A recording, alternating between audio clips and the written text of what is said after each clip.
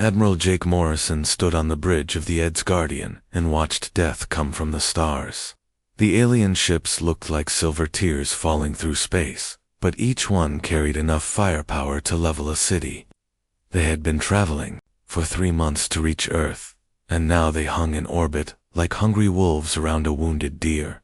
Jake had spent 30 years in the Earth Defense Fleet, fighting pirates and asteroid miners who got too greedy. Nothing had prepared him for this. The aliens called themselves the Zephyrian Empire, and they had sent a message that was clear and simple. They wanted Earth to surrender, and they wanted it now. Lieutenant Commander Lisa Bennett ran onto the bridge with a data pad in her hand. Her face was pale, and Jake could see fear in her eyes. She had been monitoring the alien fleet from Luna Base until the evacuation order came through. Now she was here, watching the same nightmare unfold from a different angle. "Admiral, the Countess confirmed," she said, trying to keep her voice steady. 247 ships. Most of them are bigger than anything we have. Our entire fleet is 68 ships, and half of those are patrol boats. Jake nodded and looked at the display screen. The Zephyrian ships were beautiful in their own terrible way.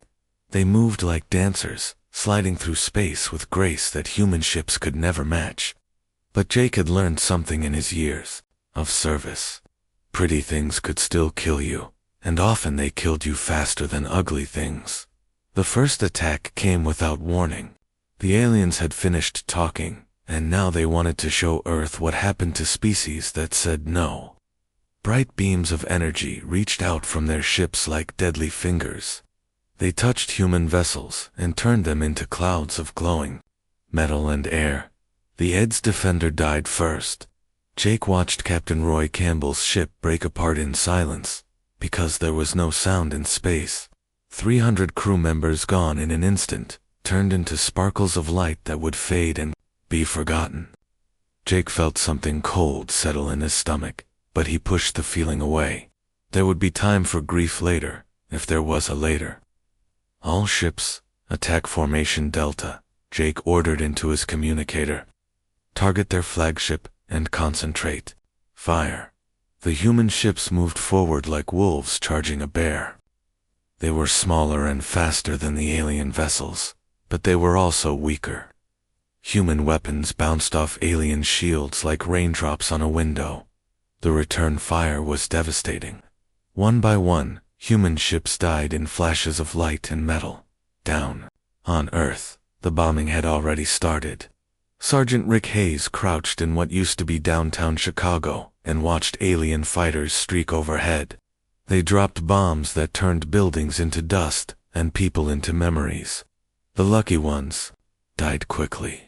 The unlucky ones were left to crawl through the rubble, calling for help that would never come. Rick had been a police officer before the war started. He knew how to keep people calm in bad situations, how to make them believe everything would be okay even when it would not be. But this was different. This was the end of everything he had ever known, and there was nothing he could say to make it better. Mary Johnson found him 3 days later, hiding in the basement of a collapsed hospital. She was a teacher before the aliens came, someone who spent her days showing children how to read and write. Now she carried a rifle she had taken from a dead soldier, and her eyes held the kind of hardness that comes from seeing too much death. "We are gathering survivors in the subway tunnels," she told Rick. "There are maybe 50 of us left in this sector. We need someone who knows how to organize people." Rick looked at her rifle, and then at her face. "What is the point? They have ships that can destroy cities. We have whatever weapons we can find in the ruins. This is not a fight we can win." Mary smiled, but it was not a happy smile. It was the kind of smile that came before something terrible. "We are not trying to win," she said. "We are trying to make them pay." That was when Rick understood what Mary had figured out already. The aliens expected humans to surrender like every other species they had conquered. They expected Earth to raise white flags and beg for mercy. But humans were different. Humans would rather die fighting than live kneeling. The realization spread through the scattered survivors like wildfire. In London, a group led by former mechanic Tony Mills began building bombs from alien wreckage. In Tokyo, civilian coordinator Helen Park organized supply lines for fighters hiding in the ruins. Everywhere the aliens landed, humans fought back with a fury that surprised everyone, including the humans themselves. Lieutenant Commander Lisa Bennett watched from her new command post in the Colorado mountains as reports came in from around the world. The aliens controlled the major cities, but they could not control the people. Every supply convoy was attacked. Every patrol was ambushed. Every alien facility was sabotaged. The Zephyrians had conquered 12 other worlds, and every conquest had followed the same pattern. They would arrive, destroy the military, bomb a few cities, and watch the survivors surrender. It usually took 3 weeks. Earth had been fighting for 3 months, and the resistance was getting stronger. Admiral Zithka of the Zephyrian fleet sent increasingly desperate reports to his superiors. The humans were using tactics that made no sense. They attacked when they should retreat. They fought when they should surrender. They chose death over defeat in ways that seemed almost insane. The breaking point came during the Battle of Luna Base. Danny Clark was a maintenance worker who had never fired a weapon in anger. When the Zephyrian assault ships came for the moon, he climbed into a damaged fighter that should have been scrapped. The engines were failing, the weapons were dead, but the ship could still fly. Denny aimed his broken fighter at the alien flagship and pushed the engine to full power. He had enough time to send one message to Admiral Jake Morrison before impact. "Tell my wife I kept my promise." The explosion took out the entire Zephyrian command structure.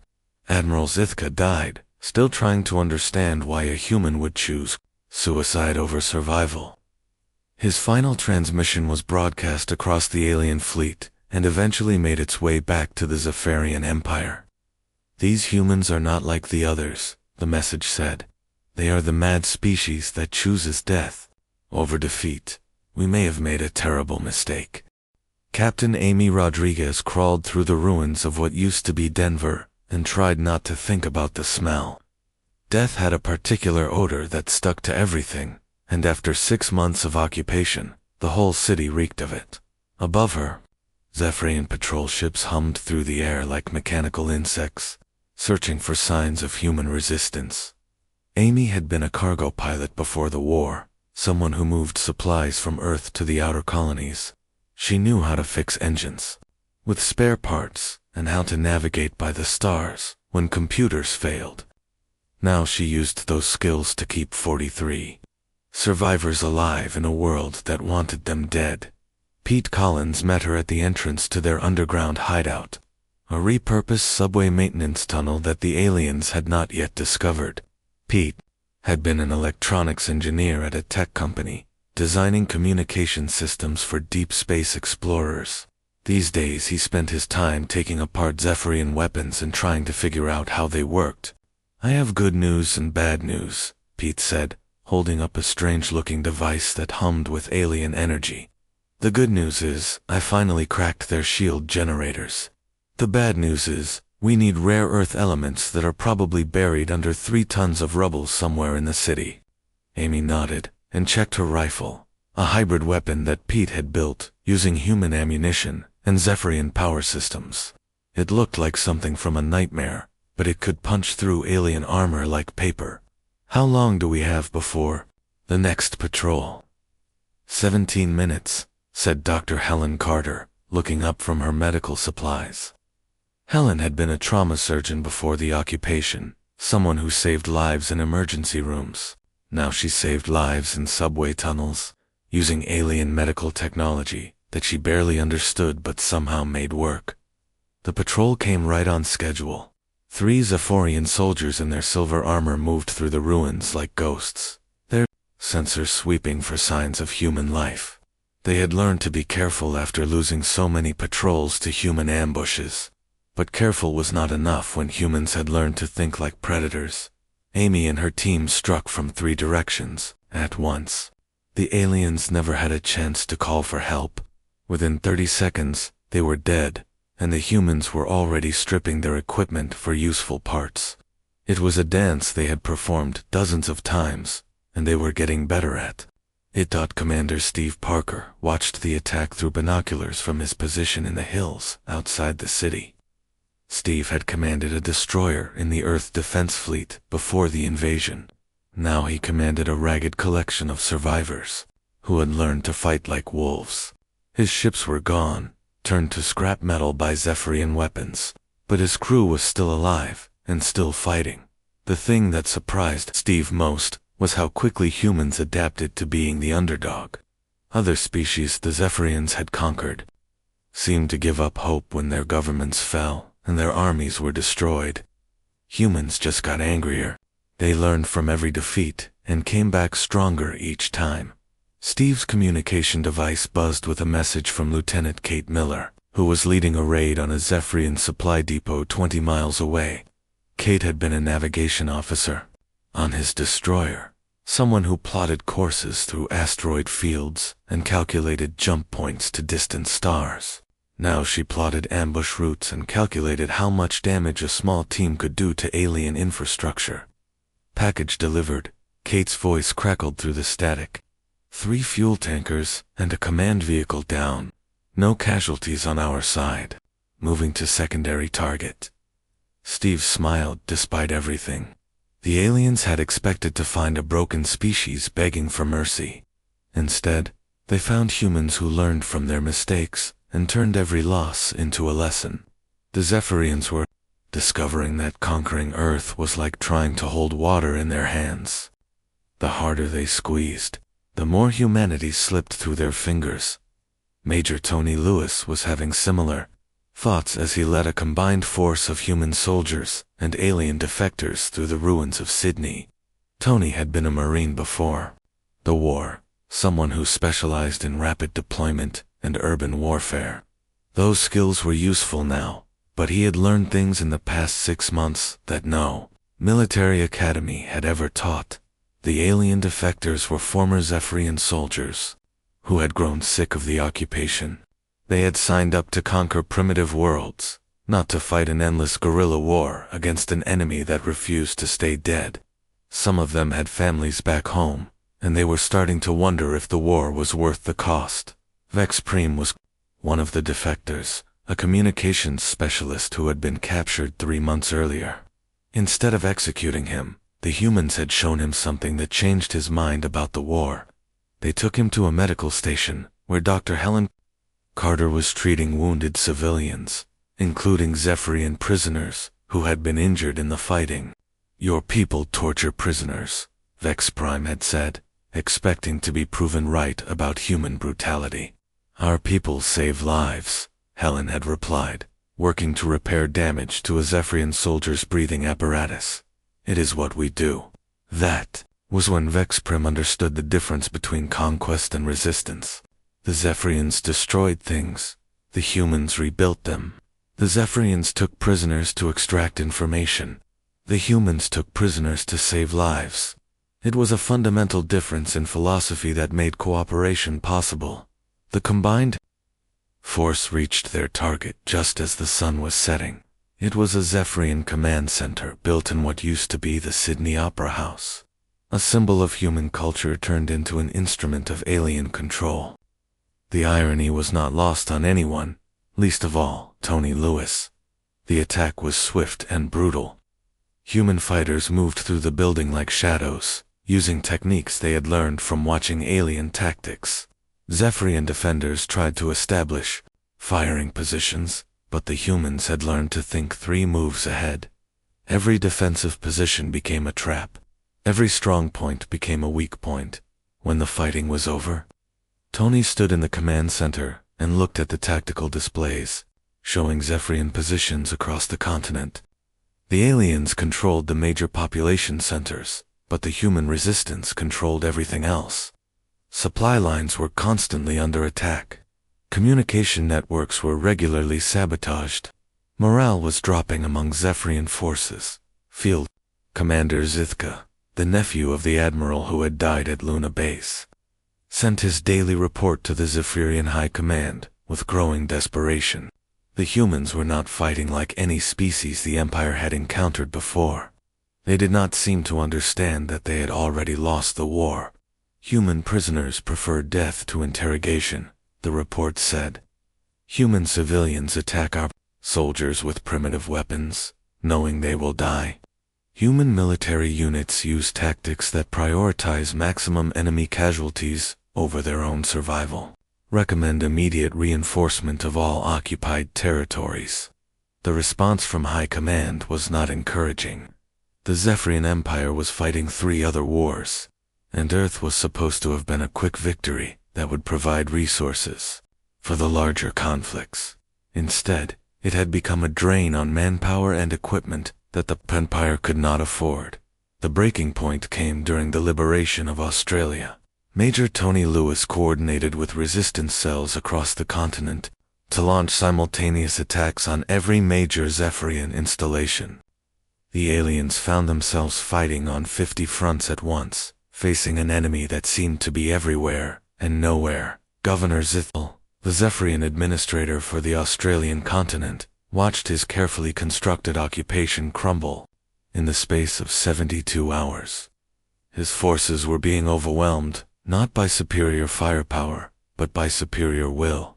The humans fought like beings possessed, and his soldiers were starting to wonder if the conquest was worth their lives. The final straw came when a human demolition team led by Sergeant Rick Hayes destroyed the main Zephyrian base in Melbourne.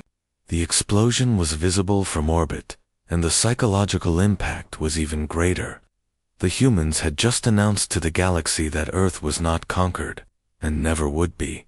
Governor Zithel's final transmission to the Zephyrian High Command was brief and to the point. These humans are not like the other species we have conquered. They make war itself into a weapon. Recommend immediate withdrawal from the Sol system before losses become unacceptable. Captain Kate Miller stood on the bridge of the EDS Vengeance and watched the alien space station grow larger on the viewing screen. 2 years had passed since the Zephyrian Empire retreated from Earth in defeat, and this was humanity's first official diplomatic mission beyond the solar system. The station belonged to the Eltarian Republic, a peaceful trading civilization that controlled 12 star systems near the galactic core. What surprised Kate most was how nervous the aliens seemed. The Altarian greeting party had been waiting for 3 days, sending messages of welcome and offers of trade agreements before the human ship even entered their space. It was not the reception she had expected for a species that had barely mastered interstellar travel. Ambassador Paul Williams joined Kate on the bridge, carrying a briefcase full of documents and proposals. Paul had been a career diplomat before the war, someone who spent his time negotiating trade disputes and border agreements. Now he was about to make first contact with a civilization that already knew more about humanity than humans knew about them. "Any word from the Advanced Intelligence Team?" Paul asked, straightening his formal uniform. The Altarians had insisted on traditional diplomatic protocols, which meant ceremonies and speeches instead of quick business meetings. "Agent Sandra Brooks sent her report this morning," Kate replied, handing him a data pad. "The Altarians have been monitoring galactic communication networks since the war ended. Every major civilization knows about the Earth resistance, and they are all talking about it." Paul read through Sandra's intelligence summary with growing amazement. Sandra had spent 6 months infiltrating alien communication networks, using skills she had learned as a computer security specialist before becoming a spy. What she discovered was both encouraging and disturbing. The story of humanity's resistance had spread throughout the galaxy like wildfire. Every alien civilization had heard about the species that refused to surrender, that turned defeat into victory through sheer determination. Some species admired humans for their courage. Others feared them for their ruthlessness. None of them wanted to fight them. The Altarian station was beautiful in the way that only alien architecture could be. It looked like a crystal flower, floating in space, with transparent domes and curved spires that caught and reflected the light of nearby stars. Human engineering focused on function over form, but the Altarians had turned their space station into a work of art. Prime Minister Velta met the human delegation in a reception hall that could have held 1,000 people. She was tall and graceful, with blue-tinted skin and large eyes that seemed to see everything. Behind her stood an honor guard wearing ceremonial armor that looked more decorative than functional.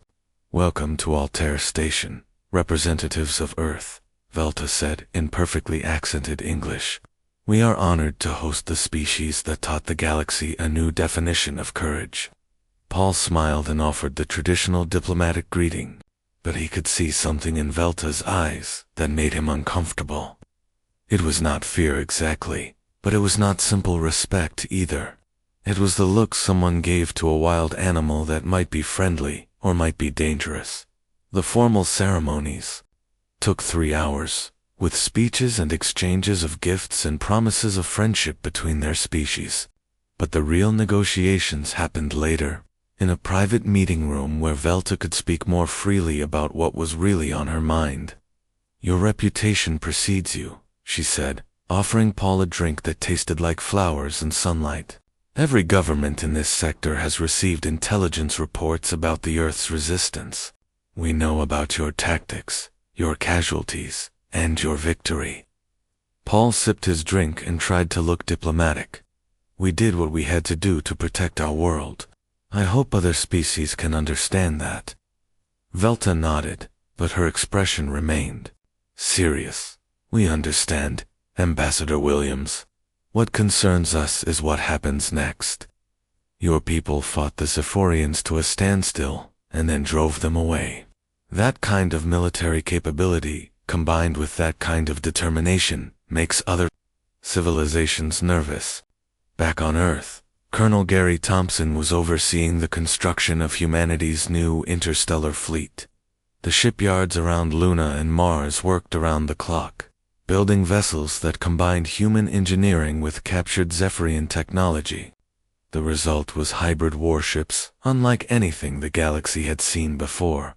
Gary had been an aerospace engineer before the war, someone who designed cargo haulers and passenger transports. Now, he designed ships meant for war, vessels with names. That had become legendary throughout human space.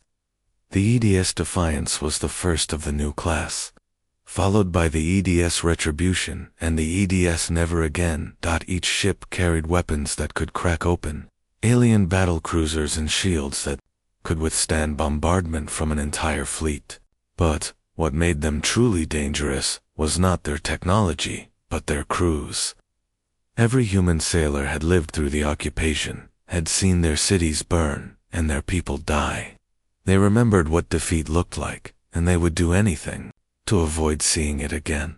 Agent Sandra Brooks sent regular reports from her position deep within alien intelligence networks. She had established contacts in 17 different civilizations, from the peaceful Altarians to the militaristic Corvani Star Empire. What she discovered was both fascinating and disturbing. Every major power in the galaxy was reassessing their military strategies based on what they had learned from the Earth War. The Zephorians had shared detailed reports of human tactics with their allies, hoping to prevent other civilizations from making the same mistakes. Instead, they had created a galaxy-wide fear of human military capabilities. The Corvani had moved their border fleets away from human space, claiming it was part of a routine reorganization. The Drakmir hegemony had issued official warnings to their merchants about trading with Earth ships. The hegemony of worlds had begun emergency sessions specifically about what they called the human problem. Sandra's most disturbing report came from inside the Zephorian government itself. The Empire had not given up on conquering Earth, but they were no longer planning to do it alone. They were building a coalition of alien powers, all united by their fear of what humanity might become if left unchecked. Captain Joe Barnes discovered this firsthand when his small patrol fleet encountered a Zephorian reconnaissance group near the Centauri system. Joe had been a transport pilot before the war, someone who moved supplies between Earth and the outer colonies. Now he commanded 3 of humanity's newest warships on routine patrol missions. The encounters should have been a simple matter of challenging the alien ships and escorting them out of human space. Instead, it became a demonstration of how much humanity had changed since the war began. The Zephyrian ships opened fire without warning, apparently hoping to destroy the human patrol before it could report their presence. Joe's response was swift and devastating. The human ships moved with precision that surprised even their own crews, using tactics that had been developed during the resistance. Within minutes, the entire Zephyrian patrol was destroyed. Their ships turned into glowing debris that would serve as a warning to other intruders. The sole surviving Zephyrian ship managed to send a final message before it was destroyed. The humans did not even try to avoid the battle. They seemed pleased by it. Major Nina Cooper compiled intelligence reports from across human space, trying to understand how other civilizations viewed humanity's emergence as a galactic power. Nina had been a data analyst before the war, someone who looked for patterns in economic and social trends. Now she looked for patterns in alien behavior and military deployments. What she found was troubling. 3 separate alien alliances were developing weapons and strategies specifically designed to counter human tactics. They were building ships with better shields and longer-range weapons, hoping to avoid the close-quarters combat where humans excelled. They were training their soldiers in counterinsurgency techniques, preparing for the kind of guerrilla warfare that had defeated the Zephyrians. Most disturbing of all, some civilizations were considering preemptive strikes against Earth. They believed that humans would inevitably become a threat to galactic peace, and they wanted to eliminate that threat before it could grow stronger. Nina's final report to Earth's government was both a warning and a challenge. Humanity had won their freedom through courage and determination, but they had also created enemies throughout the galaxy. The question now was whether they could build a future based on something other than fear. Admiral Lisa Bennett stood in the command center of Earth's newest space station and watched the holographic display show the locations of every human ship in the galaxy. 5 years had passed since the Zephyrian retreat, and humanity had spread across dozens of star systems like seeds scattered by the wind. Each dot of light represented a ship full of people who remembered what it felt like to fight for their lives. The station itself was a marvel of hybrid engineering, built using human design principles and alien technology captured during the war. It hung in orbit around Earth like a steel and crystal monument to human survival, bristling with weapons that could destroy entire fleets. But what made it truly dangerous was not its firepower, but its purpose. It was the command center for a military doctrine that had made the galaxy nervous. General Carl Jackson arrived for the morning briefing carrying a stack of reports that seemed to get thicker every day. Carl had been a logistics officer during the Zephyrian occupation, someone who kept supplies moving to resistance cells when everything else was falling apart. Now he kept supplies moving to a space fleet that grew larger and more sophisticated every month. The Corvani are pulling back from the Vega sector, Carl said, spreading tactical maps across the conference table. Intelligence suggests they are redeploying their forces to defensive positions along their core worlds. They are not advancing into new territory anymore. Lisa nodded and studied the maps. The Corvani Star Empire had been expanding aggressively for 2 centuries, conquering weaker civilizations and absorbing their territory. Their sudden shift to defensive posture was not coincidence.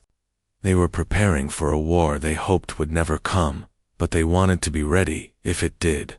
Dr. Rachel Stone joined the briefing from her research facility on Mars, appearing as a hologram surrounded by floating data displays. Rachel had been a xenobiologist before the war, someone who studied alien life forms in hopes of making peaceful contact. Now she studied alien technology and psychology in hopes of staying ahead of potential threats. The captured Zephyrian scientists are making excellent progress, Rachel reported, gesturing to a complex diagram of alien engineering. They have helped us understand the principles behind their shield technology and weapon systems. More importantly, they have provided insights into how other alien civilizations think about warfare. What Rachel had discovered was both fascinating and disturbing. Most alien species fought wars for specific objectives, like territory, resources, or political control. They calculated costs and benefits, weighed risks and rewards, and made rational decisions about when to fight and when to negotiate. Humans were different. Humans fought because fighting was what they were, and that difference terrified other species. Captain Joe Barnes was experiencing this fear firsthand as he led a diplomatic mission to the Drakmir hegemony. Joe had been promoted after his successful encounter with the Zephyrian patrol, and now he commanded the ED's Determination, one of Earth's most advanced warships. His mission was supposedly peaceful, but everyone involved knew that human diplomacy was backed by human military power. The Drakmir homeworld was a harsh desert planet that had bred a hard and practical people. They were warriors by culture and conquerors by choice, with an empire that spanned 30 star systems. They understood strength and respected power, which made them ideal partners for humans who had both in abundance. Prime war leader Kax Vor met Joe in a fortress that looked like it had been carved from a single mountain. The alien leader was tall and muscular, with scarred skin and eyes that had seen too many battles. Behind him stood advisors and generals who watched the human delegation with mixture of curiosity and caution. "Your reputation precedes you, Captain Barnes," Kax Vor said in a voice like grinding stone. "The Drakmir respects strength, and your species has proven its strength against the Zephyrians. We offer you a treaty of mutual non-aggression." Joe smiled and accepted the formal documents, but he could see something in the alien leader's eyes that made him uncomfortable. It was not respect or fear, but something closer to recognition. Kax Vor saw humans as fellow predators, and that made him both admiring and wary. The real meaning of the treaty became clear during the private negotiations that followed. The Drakmir were not just offering peace with humanity, they were asking for protection against other alien powers who might see them as a threat. The irony was not lost on Joe. The Drakmir had conquered dozens of worlds, but now they needed human protection to keep their empire safe. Back on Earth, Major Nina Cooper was analyzing intelligence reports that painted an increasingly complex picture of galactic politics.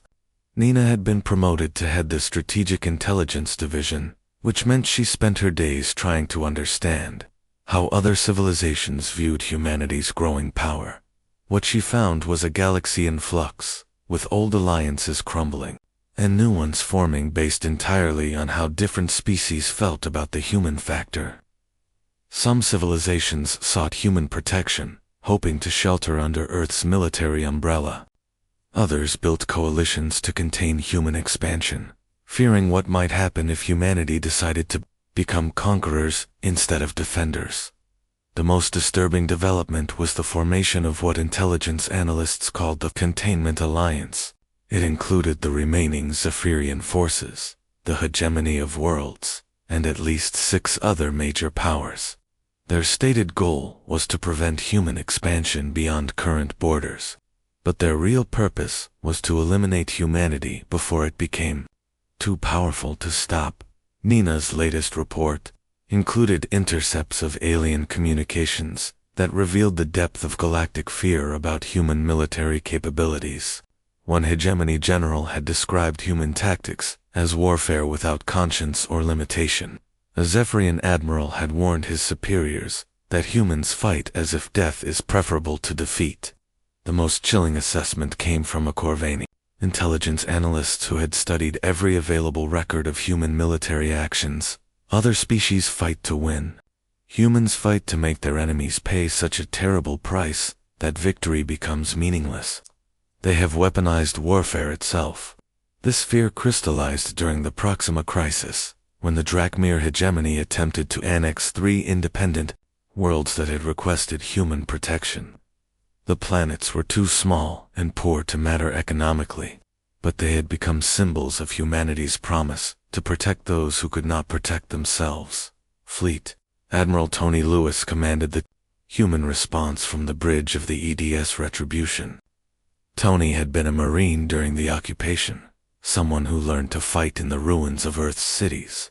Now he commanded a fleet that represented everything humanity had learned about warfare and survival. The battle was swift and decisive.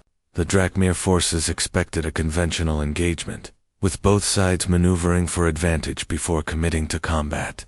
Instead, they found themselves facing an enemy that attacked with the fury of cornered animals and the precision of master tacticians. Human ships moved through the Drakmir formation like sharks among minnows, using tactics that seemed almost impossible to counter. They accepted losses that other species would consider unacceptable, trading ships and lives for strategic advantage in ways that horrified alien observers.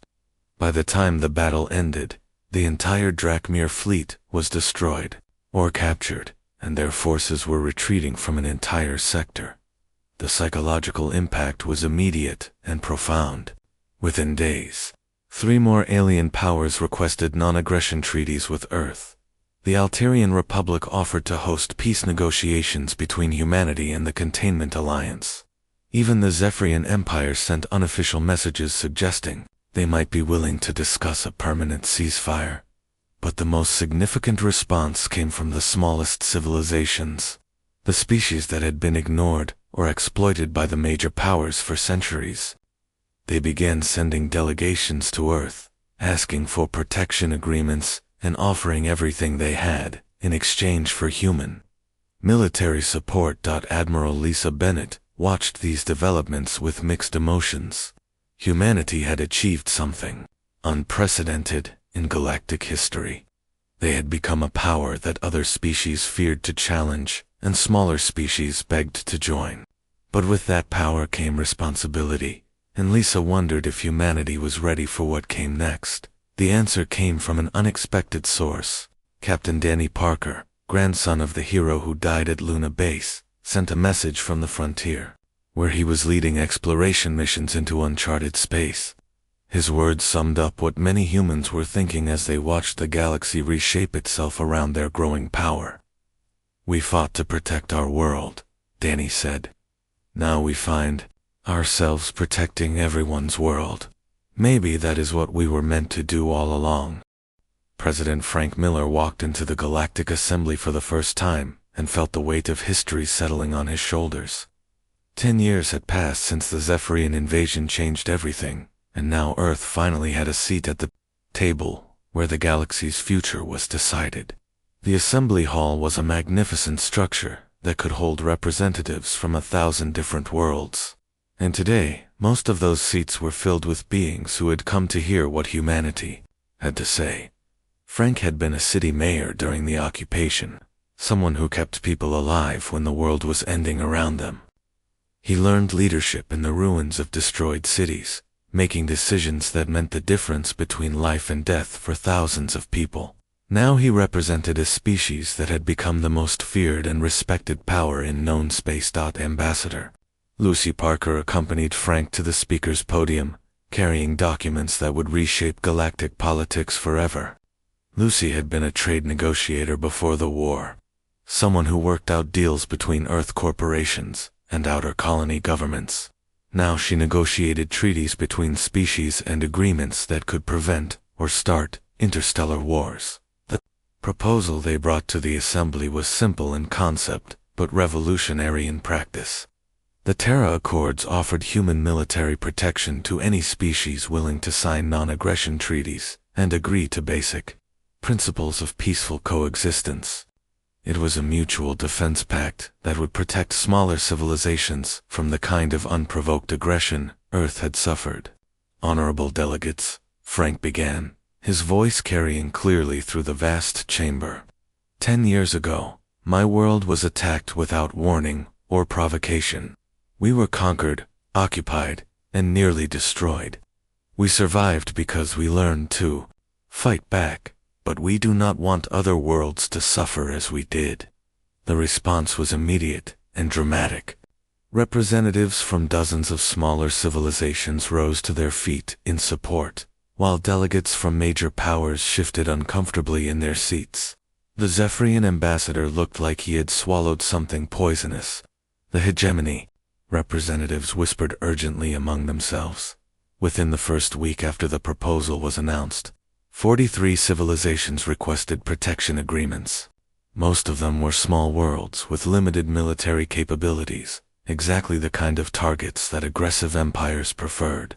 But some were larger powers who had grown tired of defending themselves against neighbors who respected only strength. Admiral Jake Morrison, now elderly but still sharp, commanded the first joint human-alien fleet during what historians would later call the Proxima Crisis. Jake had survived the original invasion and lived to see humanity become the protectors of half the galaxy at 87 years old. He still understood warfare better than officers half his age. The crisis began when the Drachmir hegemony decided to test humanity's resolve by attacking 3 worlds that had signed protection agreements with Earth. The planets were strategically worthless but symbolically vital. If humanity failed to defend them, the entire Terra Accord system would collapse before it truly began. Jake's fleet included ships from 17 different species, all united, under human command, and fighting alongside human crews. The aliens brought their own technologies and tactics, but they followed human leadership because they had learned to trust human judgment in matters of war and survival. The battle was unlike anything the galaxy had seen before. Human ships fought, with their usual fierce determination, but now they were supported by alien vessels that had learned to adopt human tactics. The combined fleet moved with precision that amazed even veteran observers, striking the Drachmir forces with coordinated attacks that left no room for escape or surrender. When the fighting ended, the entire Drachmir invasion force had been destroyed or captured. More importantly, the psychological impact rippled across the galaxy like waves from a dropped stone. The major powers realized that challenging humanity meant fighting, not just Earth, but dozens of allied worlds working together under human leadership. Fleet Admiral Tony Lewis took command of the expanded human fleet as it grew to include ships and crews from across the galaxy. Tony had learned to fight in the ruins of Earth's cities, but now he commanded vessels that represented the dreams and hopes of species who had never known real security before humanity arrived. The transformation was remarkable to watch. Alien crews who had served in their own navies for decades suddenly found themselves fighting with an intensity they had never experienced. Human tactical doctrine emphasized total commitment and acceptable losses, concepts that most species found disturbing until they saw the results. Captain Sarah Lee commanded one of the mixed crews aboard the EDS Unity, a new class of ship designed specifically for joint operations. Sarah had been a communications officer during the occupation, someone who kept resistance cells connected when everything else was falling apart. Now she kept dozens of different species working together as a single fighting force. The secret is not making them fight like humans, Sarah explained to other human officers. The secret is showing them why humans fight the way we do. Once they understand that we are fighting for something bigger than ourselves, they start fighting the same way. The real test came when the Zephyrian Empire launched their final attempt at revenge. They had spent 5 years building a coalition of alien powers, all united by their fear of human expansion. The fleet they assembled was the largest military force in recorded galactic history, with ships from a dozen different empires and enough firepower to sterilize entire worlds. The invasion force arrived at Earth, expecting to find a species that had grown soft and complacent with success. Instead, they found a fortress world defended by the most sophisticated military alliance the galaxy had ever seen. Human ships fought alongside alien vessels in formations that seemed impossible to counter. But the real surprise was not the size or power of the defending fleet. It was the willingness of non-human species to die for Earth, to sacrifice themselves for a world that was not their own. Alien captains rammed their ships into enemy vessels with the same determination that humans had shown during the original occupation.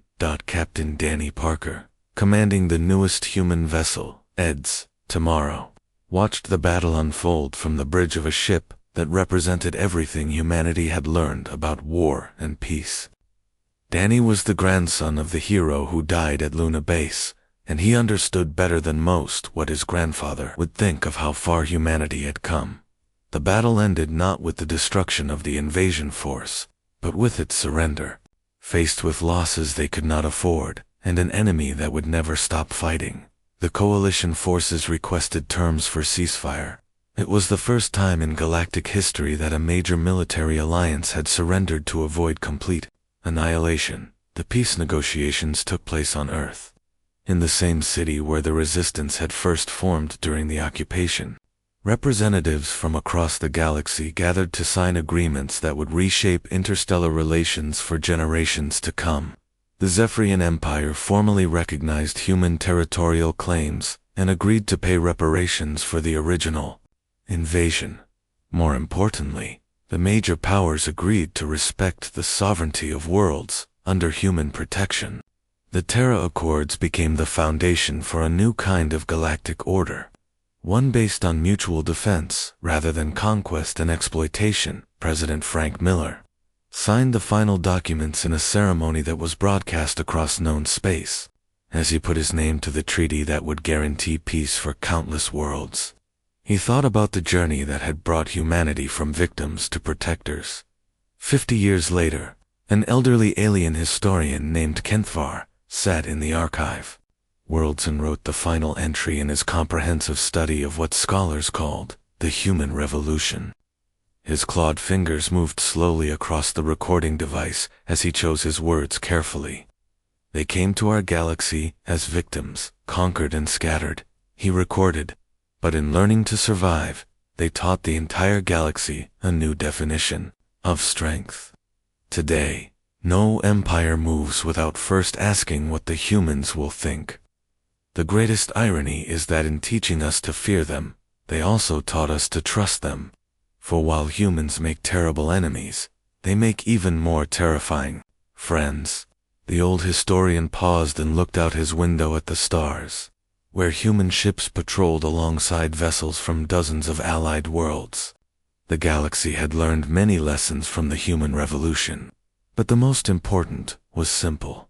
Some things were worth fighting for, and some species would never stop fighting for them. Captain Danny Parker stood on the bridge of the EDS Tomorrow and watched a convoy of refugee ships pass through human-protected space. The convoy included former enemies seeking safety, species that had once tried to destroy Earth, now trusting human protection. Danny smiled and thought about his grandfather, wondering if the old hero would find it amusing that humanity's greatest weapon had turned out to be not their willingness to fight, but their willingness to stand between the strong and the weak. The war that changed everything was over, but its legacy would endure as long as there were those who needed protection and those willing to provide it.